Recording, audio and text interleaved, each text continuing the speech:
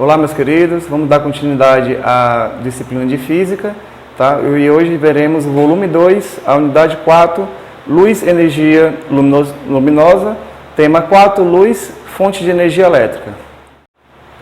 Olá, meus queridos, tudo bom? Meu nome é Felipe Diego e eu vou ser o professor de Física de vocês. Tá? Hoje vamos ver o volume 2, unidade 4, Luz, Energia Luminosa, tá? Tema 4, Luz, Fonte de Energia Elétrica. Eu peço que vocês acompanhem pelo slide para a gente ter um maior aproveitamento da aula.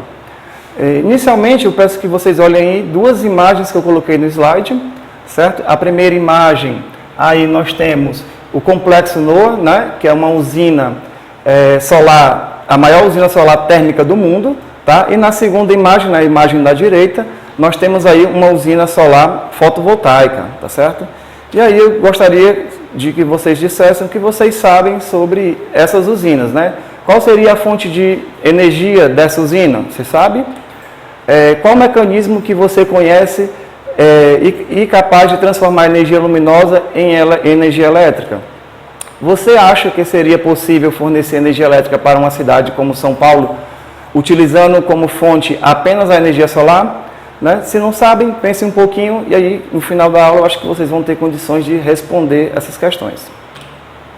Eu começo aí falando sobre uma frase muito famosa de um químico chamado Lavoisier, tá? No que ele diz que na natureza nada se cria, nada se perde, tudo se transforma. Né? O que ele está querendo dizer com isso aí? Ele está querendo dizer que as formas de energias elas são intercambíveis. O que quer dizer isso? Uma energia pode gerar outra energia. Tá? Aí no slide eu coloquei para vocês, por exemplo, nós temos a hidrelétrica. Né? A hidrelétrica é a nossa fonte maior de energia, onde nós usamos a energia mecânica, né, provocada pelo movimento das águas, para gerar energia elétrica. Nós também temos aí um parque eólico, né, onde nós utilizamos a energia mecânica dos ventos para gerar também energia elétrica. Né? Coloquei também aí um exemplo como energia solar, né, um painel fotovoltaico, tá? Energia da biomassa, né, que é a energia que a gente tira da matéria orgânica, também para gerar energia elétrica. Né? Então, pelo princípio de Lavoisier, nós estamos sempre transformando a energia. Tá? A energia não pode ser criada e nem pode ser destruída. Ela pode ser ou transferida ou transformada, tá certo? E no tema de hoje, nós vamos estudar como é transformada a energia luminosa, proveniente do Sol, em outras formas de energia. Então, assim como outras formas de energia, a luz também pode ser transformada em energia elétrica, tá certo? No entanto, professor, então resolveu o problema energético do mundo. Não, não é bem por aí, tá certo? A gente pode sim transformar a energia solar em energia elétrica, porém, tá, essa transformação, né, o que nós vamos usar para transformar é um material muito caro. Tá? Então, transformar a energia solar em elétrica, tá, sai relativamente caro, tá certo? Mas a gente consegue usar, professor? Sim. Tá? Alguns locais, como a energia normal da hidrelétrica não consegue chegar, né, por algumas dificuldades, então esses locais são abundantes na utilização da energia elétrica, tá certo? Nós temos aí a China como um dos maiores produtores, né, de energia elétrica através da solar, tá? Seguido dos Estados Unidos, Japão. Mas, professor, o Brasil ele tem um grande potencial solar, né? Tem muito sol. E por que o Brasil não é um dos primeiros? Aí, né, vem o custo-benefício, tá certo? Aqui nossos programas de energia ainda não estão bem desenvolvidos, tá? Não tem tanta ênfase e tanto recurso para desenvolver isso, tá? Então o Brasil está lá pelo 14º país que utiliza muito da energia solar, tá certo? Seguido de outros, né?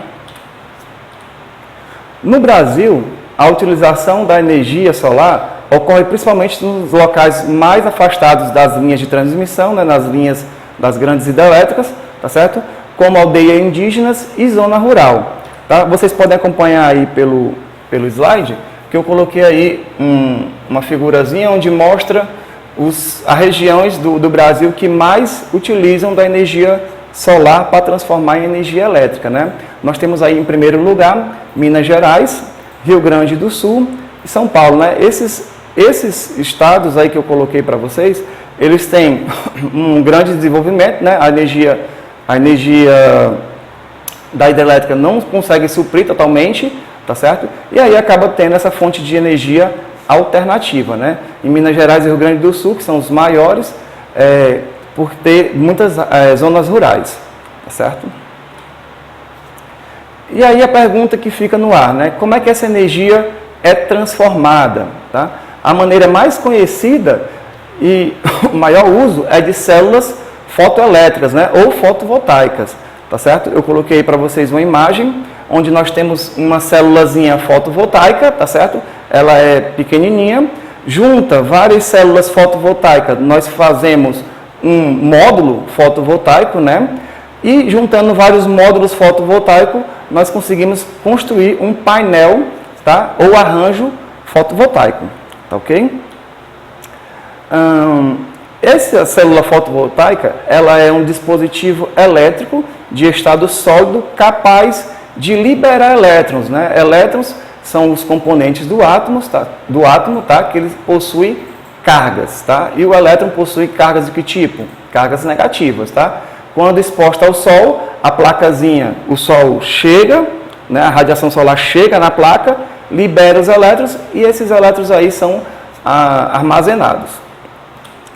Mas, professor, como é que é bem esse efeito aí? Como é que se chama isso? Como é que ele procede? Esse efeito é chamado de efeito fotoelétrico, tá certo? Quando nós temos, por exemplo, uma superfície metálica, tá? Eu coloquei aí no slide para vocês verem. Essa superfície metálica, a luz incide, tá? E libera elétrons. Qualquer material, professor, pode acontecer isso? Bom, tem alguns materiais que têm mais facilidade de liberar elétrons do que outros, tá certo?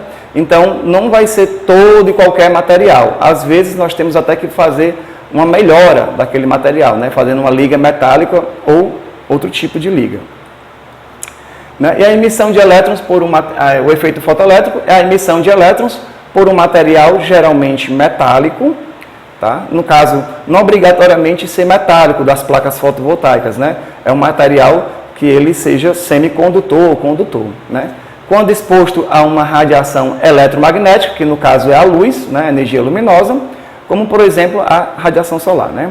Isso aí é o que acontece, o efeito fotoelétrico.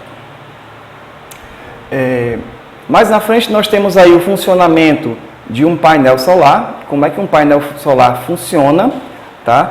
Então aí nós temos aí a imagem de um painelzinho solar ligado num sistema todinho, tá? Nós temos aí os painéis solares, onde vai incidir, tá, em cada célula a energia solar, e cada célula dessa aí, que forma esse painelzinho aí, vai liberar cargas negativas, tá bom? Ou seja, vai liberar elétrons. Os elétrons, eles saem desse painel, através desses fiozinhos aí, conectores, tá certo? E ele vai para uma centralzinha chamada de controlador de carga, tá? No controlador de carga, ele regula, tá, a quantidade de carga que está sendo jogada para uma bateria, né, que vai ser colocada em uma bateria. Aí a bateria é o meio que armazena as cargas, né? Esse é um dos maiores motivos da energia solar, né, ser transformada em elétrica, ser tão cara, né, devido ao armazenamento, tá certo? Por exemplo, uma bateria convencional, ela gera uma tensão de 12 volts, tá? E a nossa tomadazinha da nossa casa gera uma tensão de 220 volts. Então eu vou precisar de N baterias, de várias baterias, para conseguir gerar aí uma quantidade de tensão suficiente para ligar algum equipamento, tá certo? Depois que a corrente elétrica sai da bateria, tá? Ela chega num aparelhozinho chamado de inversor, né? O inversor é o que vai jogar essa corrente elétrica exatamente na nossa rede elétrica, né? Que pode ir para a rede em si, para você ganhar bônus, né? Bônus na energia elétrica, né? Descontos, e também pode ser jogada diretamente nos nossos equipamentos. Como exemplo, eu coloquei um refrigerador, tá? Muitos desses painéis nas zonas rurais são usados apenas para iluminação. Algumas casas têm o seu painelzinho solar para economizar a energia elétrica que seria gasta para iluminar a sua casa. Será que a energia elétrica é a única forma de energia em que a radiação solar pode ser transformada? Será, hein? Né? É claro que não, tá certo? A energia solar também pode ser transformada em energia térmica, tá certo? No caso, nós iremos utilizar aí nas usinas termoelétricas, né, solares. Existem usinas solares que funcionam como qualquer usina termoelétrica, utilizando o quê? Utilizando a radiação solar. Mas, professor, se não tivesse radiação solar, como é que essa usina termoelétrica iria funcionar? Bom, ela iria funcionar através dos combustíveis fósseis, né? É por isso que em épocas de seca, né, as usinas termoelétricas são acionadas e aí a conta de energia acaba sendo um pouquinho mais cara. Por quê? Porque eu tenho que comprar combustível, né? O combustível fóssil não está tão barato, tá? Não é tão barato, e aí eu tenho que usar esse combustível fóssil para gerar a minha energia elétrica, tá? Então, as usinas termoelétricas, elas usam como fonte de calor, né, como fonte o sol, né, a radiação solar. E como é que funciona uma usina desse tipo, professor? Como é que funciona uma usina termoelétrica solar, né? Então, eu coloquei uma imagem aí para vocês, onde vocês podem ver que existem vários painéis, tá, e uma torrezinha central. Só que um detalhe, isso aí não são painéis fotovoltaicos, tá certo? Isso aí são espelhos, tá? Então a radiação solar vai chegar no espelho, tá certo? E aí ela vai ser refletida. Ser refletida para quem? Para essa torre aí, ó, para essa parte bem alta aí que está na figura, tá? Que é uma torrezinha que ela vai funcionar como um receptor, tá? Dentro dessa torre vai ter uma tubulação, onde nessa tubulação tem um materialzinho, um líquidozinho, que é um sal liquefeito, tá certo? E que esse sal aí, ele vai o quê? Acabar aquecendo. Então, meus queridos, por hoje é isso, tá certo? Eu peço que vocês depois voltem aí na primeira parte do slide, né? E respondam aquelas perguntinhas lá que eu deixei para vocês, tá? Se não conseguiram no começo, tentem responder agora, tá? E tentem aí resolver os outros exercícios da apostila. E é isso.